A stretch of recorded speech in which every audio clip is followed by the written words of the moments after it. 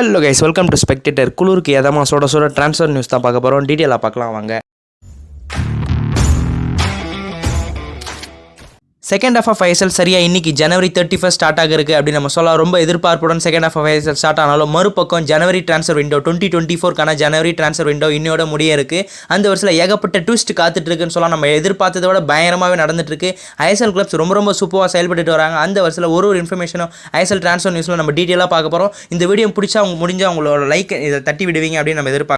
So இனிஷியலாக என்ன பார்க்க போகிறோம், எஃப்சி கோவா தான் ரொம்ப பாவம். ஏன்னா இனிஷியலாக சந்தீப் சிங்கை நேஷனல் டீமுக்காக ப்ளே பண்ணுற நேரத்தில் கூட பார்த்தீங்கன்னா நாங்கள் மொதல் மேட்ச் ஹைதராபாத் கிட்டலாம் ஃபேஸ் பண்ண மாட்டோம், சந்தீப் சிங்கை இல்லாத நேரத்தில் அப்படின்ற மாதிரி மூவ் பண்ணிட்டு இருந்தாங்க எஃப்சி கோவா. அந்த வருஷத்தில் அவங்களே அஃபிஷியலாக சொல்லிட்டாங்க செகண்ட் ஹாஃப் ஆஃப் ஐஎஸ்எல் பார்த்தீங்கன்னா சந்தீப் சிங்கன் அவைலபிளாக இருக்க மாட்டார்.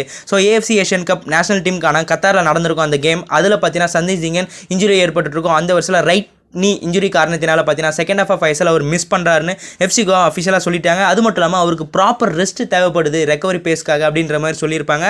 ஸோ நாங்கள் முடிஞ்ச வரைக்கும் ப்ராப்பர் மெடிக்கல் டீமோட அவர் கூடிய சீக்கிரத்தில் திரும்பி கொண்டு வர பார்ப்போம் இன் ஃபீல்டு அப்படின்ற மாதிரி பண்ணிட்டு வராங்க. பட் அவருக்கு ஏற்ற ரெஸ்ட் கொடுக்க வேண்டிய காரணத்தினால செகண்ட் ஹாஃப் ஆஃப் ஐஎஸ்எல் அவர் இருக்க போகிறதில்ல. ஃபேன்ஸும் சரி எஃப்சி கோவா மேனேஜ்மெண்ட்டும் சரி ரொம்ப நம்பிக்கையை தெரிவிச்சிருக்காங்க. கண்டிப்பாக சந்தீப் சிங்கன் திரும்பி வருவார் அப்படின்ற மாதிரி.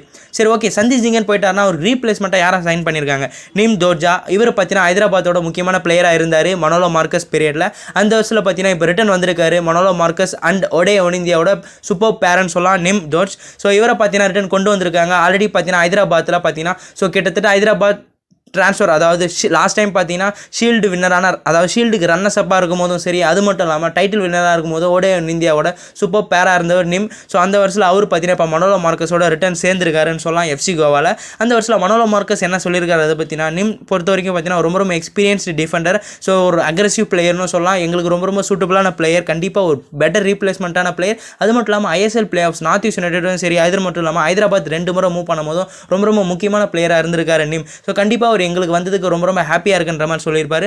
அந்த வருஷத்தில் நிம் என்ன சொல்லியிருக்காரு எஃப்சி கோவாவோட ஜாயின் பண்ணதுக்கு, நான் கண்டிப்பாக ஒன் ஆஃப் த டாப் டீம்ஸ்னு சொல்லலாம் எஃப்சி கோவா. ஸோ அந்த வருஷத்தில் பார்த்தீங்கன்னா என்னோட ப்ரீவியஸ் கோச்சான மனோலோ மார்க்கஸோட இணையதும் அது மட்டும் இல்லாமல் ஒடே ஒன் இந்தியாவோட சேர்த்து எனக்கு ரொம்ப பிடிச்சிருக்கு. நான் ரொம்ப ஹாப்பியாக ஃபீல் பண்ணுறேன். ஸோ கண்டிப்பாக என்னோட டீம்மேட்டோட சேர்ந்து கண்டிப்பாக நெக்ஸ்ட் லெவல் முன்னேறதுக்கான ஏற்பாடுகள் நான் ரொம்ப பண்ணுவேன், ஹார்ட் ஒர்க் பண்ணிட்டு இருக்கேன் அப்படின்ற மாதிரி ரொம்ப நம்பிக்கையை தெரிவிச்சிருக்காரு. கண்டிப்பாக இந்த மொமெண்டம் நான் கீப் ஆன் ஃபார்வர்ட் பண்ணுவேன் நெக்ஸ்ட் செகண்ட் ஹாஃப் ஆஃப் ஐஎஸ்எல்ன்ற மாதிரி ஒரு நம்பிக்கையை தெரிவிச்சிருக்காரு. சரி, மறுபக்கம் பெங்களூர் எஃப்சியோட சம்பவம் தான். ஸோ நம்ம நேற்றே சொல்லியிருப்போம் நிக்கில் புஜாரி மும்பை சிட்டி பயங்கரமாக ஆஃபர் பண்ணிட்டு வராங்க. கண்டிப்பாக நிக்கில் புஜாரி ஆகாஷ் மிஸ்ரா காம்போ தான் மும்பை சிட்டி செட் பண்ண போகிறாங்கன்னா பெங்களூர் எஃப்சி ட்விஸ்ட் நிறுத்திருக்காங்கன்னு சொல்லலாம். சனா சிங்னா மொத்தம் ஹைதராபாத்தை தட்டி தூக்கிட்டு இருக்காங்கன்னு சொல்லலாம். நிக்கில் புஜாரி பார்த்தீங்கன்னா சைன் பண்ணிட்டாங்க. ஆல்மோஸ்ட் அஃபிஷியல் அனௌன்ஸ்மெண்ட் வந்துருச்சுன்னு கூட சொல்லலாம். ஸோ நிக்கில் புஜாரியை பொறுத்த வரைக்கும் மும்பை சிட்டி, பெங்களூரு, ஈஸ்ட் பெங்கால் பார்த்தீங்கன்னா ரொம்ப போராடிட்டு இருப்பாங்க.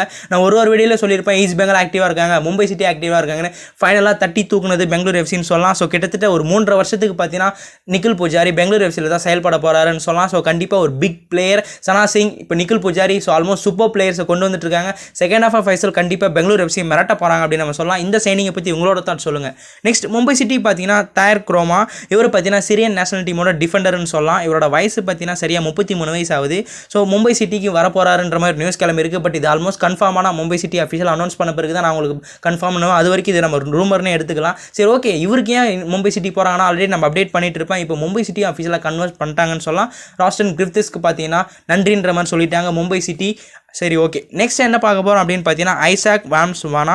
இவர் பார்த்தீங்கன்னா ஒடிசாலேருந்து பஞ்சாப் மூவ் பண்ண போகிறான்னு சொல்லலாம். இந்த 27 வயசு அட்டாக்கிங் மிட்ஃபீல்டர் பார்த்தீங்கன்னா இப்போ ஒடிசாலேருந்து பஞ்சாப் மூவ் பண்ணியிருக்காரு. ஸோ கண்டிப்பாக பஞ்சாபில் பொறுத்த வரைக்கும் யங் பிளேயர்ஸ்க்கு ஒரு நல்ல வாய்ப்பு கொடுத்துட்டு வராரு. ஒன்ஸ் அவங்க நம்பிக்கையான கேம் ஷோ பண்ணால் அந்த வருஷத்தில் பார்த்தீங்கன்னா ஸோ இவருக்கு அங்கே ஒரு நல்ல வாய்ப்பு கிடைக்கும். பஞ்சாபில் செகண்ட் ஹாஃப் ஆஃப் ஐஎஸ்எல்ல ஒரு சூப்பர் கேம் காமிப்பார் அப்படின்னு நம்ம எதிர்பார்க்கலாம். நெக்ஸ்ட் சரி ஓகே, மும்பை சிட்டி சைலண்ட்டாக இருக்காங்களே, முக்கியமான பிளேயர்ஸ் அவங்களுக்கு தான் நிறைய தேவைப்படுது.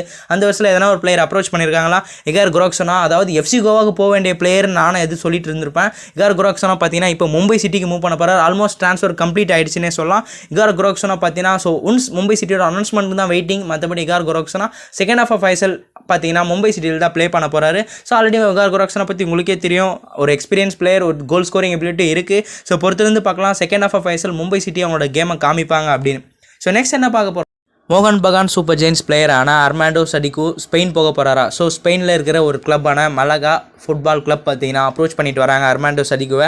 அந்த வருஷத்தில் அவர் எந்தவித இன்ஃபர்மேஷனும் கிடைக்கல, பட் ஆல்மோஸ்ட் கன்ஃபார்ம்னு நம்ம எதிர்பார்த்துக்க முடியாது. இது ஒரு ரூமராகவே கன்சிடர் பண்ணலாம். அர்மாண்டோ சடிகு மோகன் பகான் சூப்பர் ஜெயின்ஸை விட்டுட்டு ஸ்பெயின் போக போகிறாருன்ற மாதிரி.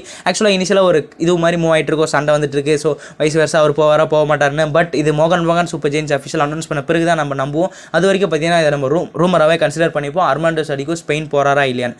நெக்ஸ்ட் நேற்று தான் அப்டேட் பண்ணியிருப்பேன். அதாவது சிவரியோ பார்த்தீங்கன்னா எகால் ஃபால்க்கு போர் ஃபிட்னஸ் காரணத்தினால second half of ISL east பெங்காலில் தான் அவர் ப்ளே பண்ண போகிறாரு அப்படின்ற மாதிரி.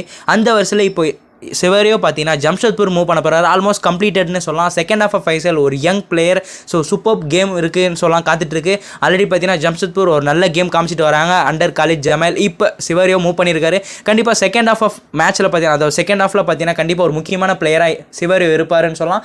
காலேஜ் ஜமல் பார்த்தீங்கன்னா அவர் எஃபெக்டிவாக யூஸ் பண்ணுவார்னு சொல்லலாம். ஸோ இதை பற்றி உங்களோட கருத்து சொல்லுங்கள். சிவரியோ பார்த்தீங்கன்னா ஈஸ்ட் பெங்காலில் இருந்தது நல்லதா, இல்லை ஜம்ஷெட்பூர் போனால் அவருக்கு இன்னும் வாய்ப்பு கிடைக்கும். ஸோ கண்டிப்பாக அவரோட பெட்டர் மூவ் தான் அவர் சூஸ் பண்ணியிருக்காருன்னு நினைக்கிறேன். ஸோ இதை பற்றி உங்களோட தாட் சொல்லுவீங்கன்னு எதிர்பார்க்குறேன். நெக்ஸ்ட் என்ன பார்க்க போகிறோம், ஏகப்பட்ட ட்ரான்ஸ்ஃபர்ஸ் நடந்துச்சு. ஸோ எவ்வளோ கோடியில் புரண்டாங்க அப்படின்னு பார்த்தா ஃபெடர்கின்ஸ் பார்த்தீங்கன்னா கிட்டத்தட்ட 9 கோடியில் பார்த்தீங்கன்னா கேரளா பிளாஸ்டர்ஸ்க்கு மூவ் பண்ணியிருக்காரு. அண்ட் போர்ஜா ஹெரேரா ரீசெண்டாக சாம்பியன் வின் பண்ண உடனே எஃப்சி கோவாக்கு மூவ் பண்ணிட்டு இருப்பார். அவரை பார்த்தீங்கன்னா கிட்டத்தட்ட 8.8 கோடியில் பார்த்தீங்கன்னா ஸோ எஃப்சி கோவா பார்த்தீங்கன்னா சைன் பண்ணியிருப்பாங்க. அண்ட் டாம் ஜூரிக் நான் ஆல்ரெடி அப்டேட் பண்ணிட்டு இருப்போம், ஒரு ஐ திங்க் 3 வீக்ஸ் முன்னாடி அப்டேட் பண்ணியிருப்பேன். ஸோ கிட்டத்தட்ட 7 கோடியில் பார்த்தீங்கன்னா நார்த் ஈஸ்ட் யுனைடெட் அவரை சைன் பண்ணியிருக்காங்கன்னு சொல்லலாம். ஸோ ஃபைனலாக என்ன ட்ரான்ஸ்ஃபரோட பார்க்க போகிறோம், கேரளா பிளாஸ்டர்ஸ் ஒரு பிளேயரை சைன் பண்ணிட்டாங்க, ஒரு யங் பிளேயர்னே சொல்லலாம். இவரை பார்த்தீங்கன்னா ப்ரீ கான்ட்ராக்ட் தான் பண்ணியிருக்காங்க. இப்போ அவர் ஜாயின் பண்ண போகிறது. ஸோ கிட்டத்தட்ட நெக்ஸ்ட் சீசன் பார்த்தீங்கன்னா மல்டி இயர் டீலில் பார்த்தீங்கன்னா அவர் ஜாயின் பண்ண போகிறாருன்னு சொல்லலாம். ஐஸ்வால் எஃப்சி பிளேயரான லாத்வா பார்த்தீங்கன்னா இப்போ கேரளா பிளாஸ்டர்ஸில் செகண்ட் ஹாஃப் ஆஃப் ஐஎஸ்எல்ல இல்லை, செகண்ட் சீசன் அதாவது அப்கமிங் சீசனில் தான் ஜாயின் பண்ண போகிறாரு. கிட்டத்தட்ட மல்டி இயர் டீலில் கேரளா பிளாஸ்டர்ஸ் அவரை சைன் பண்ணியிருக்காங்க.